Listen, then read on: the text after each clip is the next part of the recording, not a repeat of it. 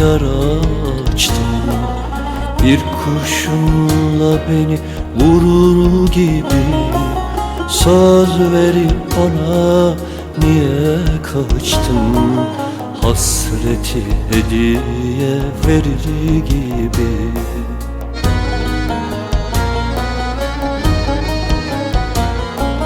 Oysa güzel düşlerimiz vardı seninle, evlenip yuva kuracaktık diye. Yalancı olmasaydın belki de, sen benim gönlümde yara açtın. Sen benim gönlümde yara açtın.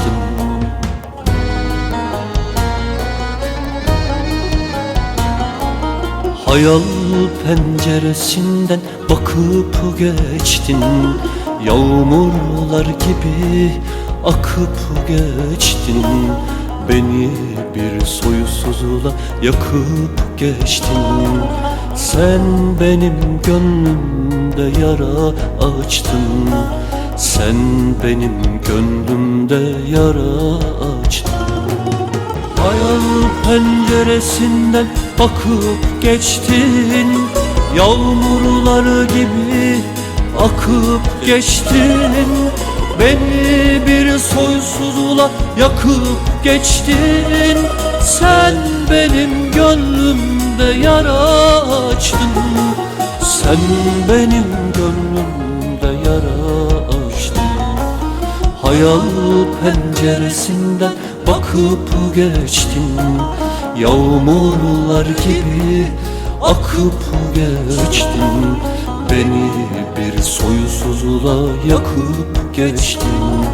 Sen benim gönlümde yara açtın. Sen benim gönlümde yara açtın.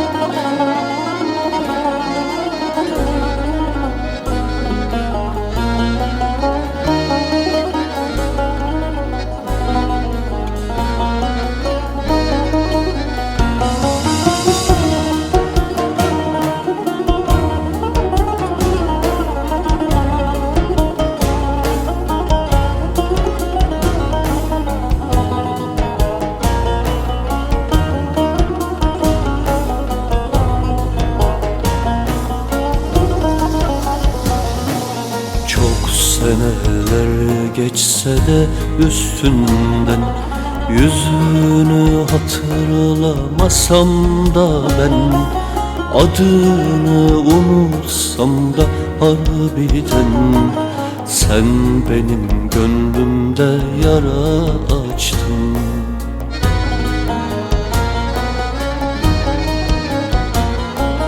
Oysa bu çok eski bir hikaye.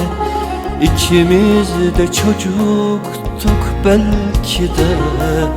Yalancı olmasaydın keşke. Sen benim gönlümde yara açtın. Sen benim gönlümde yara açtın.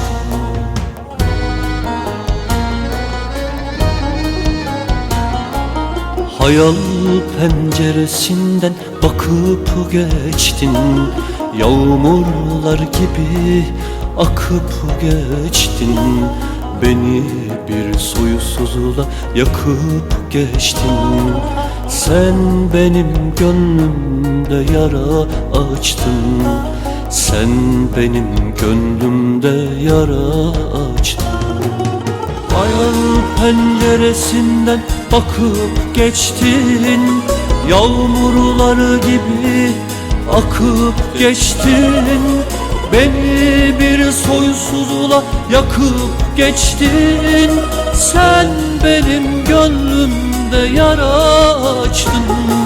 Sen benim gönlümde yara açtın. Hayal penceresinden bakıp geçtin. Yağmurlar gibi akıp geçtin. Beni bir soysuzluğa yakıp geçtin.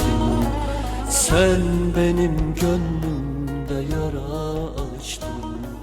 Sen benim